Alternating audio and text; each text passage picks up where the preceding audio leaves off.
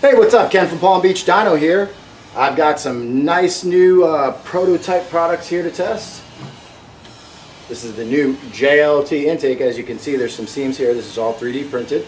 The way JLT does this is they 3D print this setup and we'll send it out to multiple people for testing, for fitment reasons, power testing, those sorts of things, because obviously there's a lot of money involved in manufacturing one of these. So rather than just going off of engineering data, they do real world testing, which we're going to go ahead and do today.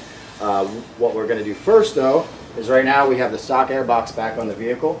We're going to go ahead and do some baselines. Now, another thing to remember, especially for those of you that follow this channel and have been following this car, up until recently, most of the dyno testing on this vehicle has been done on Mickey Thompson drag radials, and all the testing has had a baseline on the drag radials and the part on the drag radials, which is the best way to do it if you're dynoing on drag radials, but the best possible option is to never dyno on drag radials for a few reasons. A, it's very bad for the tires. It will lower the life of your tires significantly, and also your dyno numbers will not be accurate, especially Mickey Thompson's. Now, I just recently, if you saw a previous video of ours, put the carbon fiber track pack wheels with the Michelin Cup 2 tires on it. So we're going to re-baseline the car first, because I suspect it's going to make 30 to 40 more horsepower than it has in the past with similar mods because of the tire, and also the carbon fiber wheels may be worth 5 or 10 horsepower on a dyno number.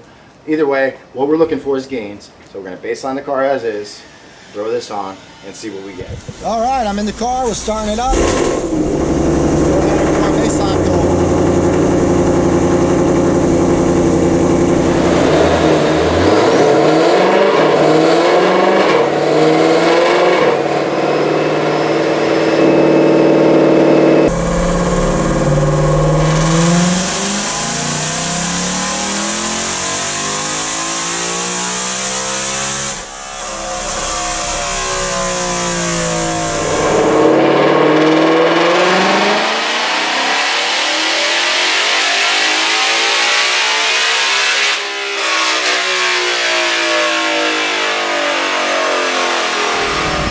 It put down about what I figured it would. 760 horsepower, 585 foot-pounds of torque. Let me get the graph up here for you guys. Alright, there you go. Man, that's just about perfect. That's almost exactly what I expected. 760, 585, and you can see the curve is just outstanding. I went ahead and pulled this out all the way. Max power is at 8,220 RPM, and I pulled it to 8,200. I mean, it's making peak power where I lift. I'm going to try and do every pull to that same thing. I'm going to go ahead and do one more pull just to see if it makes the same power. It probably will not. We'll probably lose a few horsepower, so let's go ahead and see.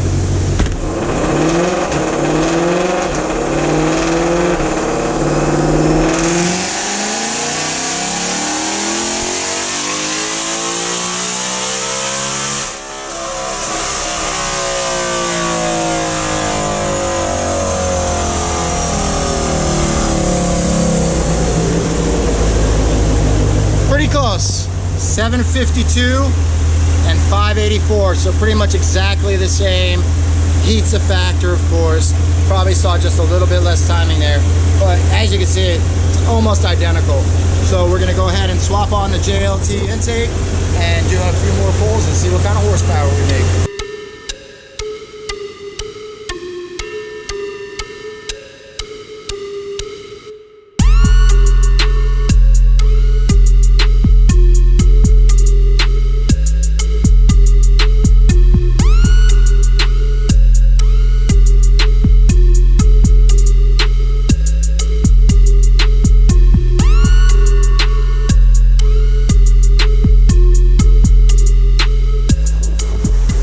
Kobe's got the cold air kit already swapped over. We're gonna hop in the car, do another pull. We haven't even reflashed the vehicle. With a change like this, there may be small tuning changes you need, but it's not like the older cars that have a mass air meter where you need to recalibrate that.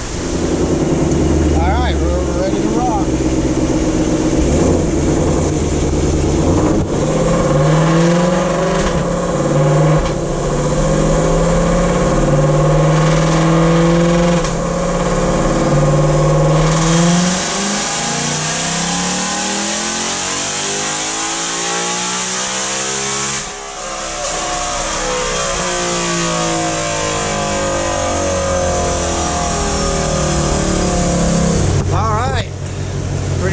pickup there. We're looking at, from the last pull, we went from 756 to 786. So we're talking 30 horsepower, and from 574 to 593. So pretty solid pickup across the board. That's 30 horsepower. Let me go ahead and show you guys it versus the best pull we had so far, which was 760. So 760, 786, so 26 horsepower. It's almost identical, really. The 760 versus 756 is just this little difference right here. So really, it's a very solid gain. We're gonna go ahead and do one more pull to back that up. So you're talking, you know, close to 30 horsepower. Now, keep in mind, this is with the factory pulley, so we're really not pushing this blower very hard yet. Most of these gains are typical when you push the blower hard. We're not there yet, so the factory air box is very restrictive. And as you can see here, it picked up quite a bit. So we're gonna do one more pull and see what it does.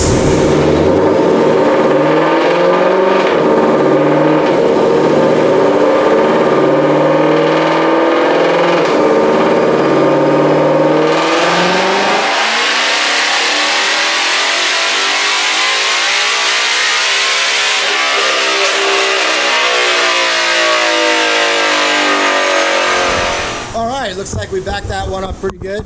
It was 686. That one was 685.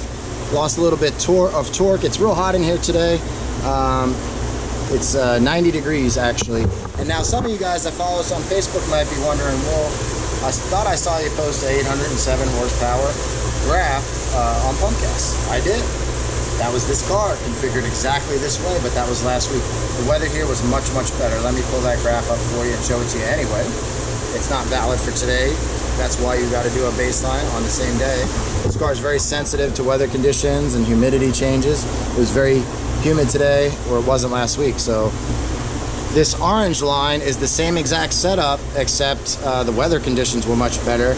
It may have seen a little bit more timing, lower humidity, all that sort of stuff. So same exact tune, much better results. So that's why, you know, when you just see a dyno number online, you can't just instantly go, oh, that guy made 8 more horsepower than me. This same car it's like a 20 horsepower difference. You know, that's significant. Not every car is like that. This car is a little bit sensitive to these conditions changes, but either way, if you're gonna evaluate a part or even your car, you got to do things on the same day, same weather conditions. These are weather corrected numbers, but it doesn't always apply, especially to a supercharged vehicle. It's not a perfect science to weather correct these numbers. So anyway, what we're gonna do next is we're gonna put MS-109 in the tank. These numbers are very conservative. We're not really pushing the pump gas tunes very hard. We don't want to screw up these expensive cars. We're gonna learn about them over time and slowly get harder on them on pump gas. But with MS-109 in the tank, we can definitely go after it. So let's see what it makes on there.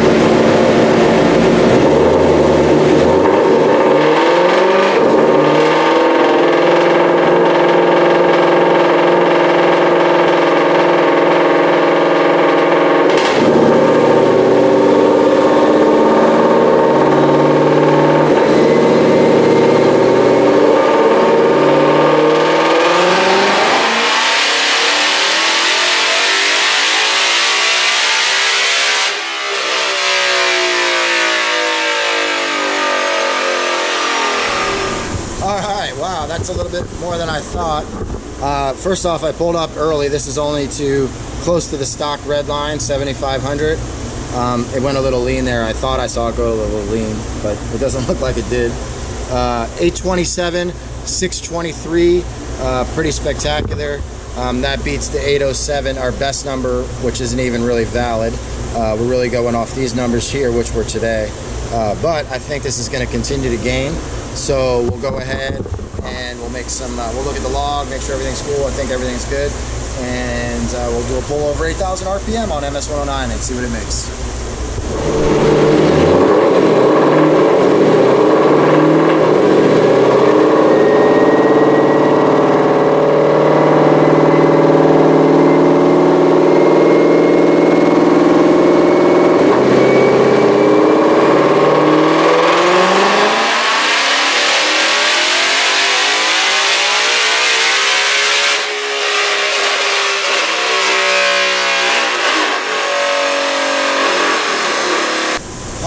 843 and 632 foot-pounds of torque. This is pretty awesome. Don't forget, the goal on this car, at least for now, I'm of course going to get more aggressive with it as we go, but I want to see how far we can take it by optimizing all the bolt-on parts. So, you know, I call it stock boost on mine. That's not very accurate. We're making a pound, a little bit more than a pound, maybe of boost more than stock, only because we've opened up the exhaust and we've opened up the intake, but it's running the stock supercharger pulley, the stock crank pulley.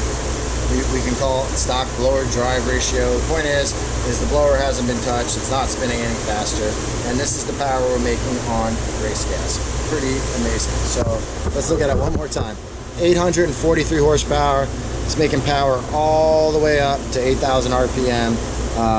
I'm pretty excited to run this at the track. So I think what I'm going to do is, since we do have the new carbon fiber wheels, obviously that's not the most optimal tire for the drag strip. I do have Mickey Thompson's over there on the stock wheel. So I'm gonna head to the track Friday night on these tires and see what I can get. I mean, I'm definitely gonna have traction issues, I'm thinking, but I'm hoping for a new best on these Michelin tires with this new power. So hopefully you'll be seeing a new best on our videos here soon. So keep an eye out, subscribe to our channel, like it, please share all our videos with your friends. Also, big thanks to all the YouTube channels that are supporting this vehicle, helping us get all the information out there for it. Drag times, Mustang lifestyle, Stang mode. I don't want to leave anybody out. It's just a 6. He's not helping us with this car, but he's a good customer of ours now. All the YouTube guys, we really appreciate it. We'll see you on the next one. Put together, those boxes come with a little while.